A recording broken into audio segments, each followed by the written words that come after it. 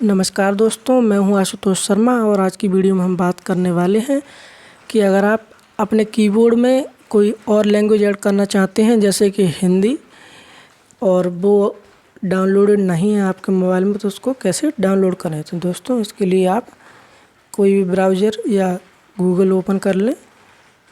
हमें यहाँ पे सिर्फ कीबोर्ड लाना है। इसके बाद सेटिंग में जाना है।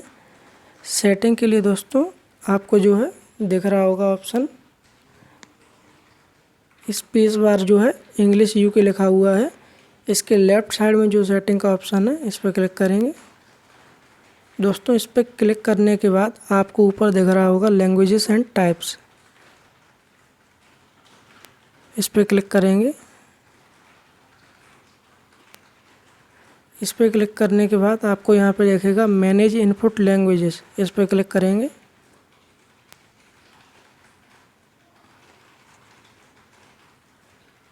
दोस्तों मैंने जैसे इस पर क्लिक किया तो आपको यहाँ पे दिख रहा है ऊपर डाउनलोडेड लैंग्वेजेस।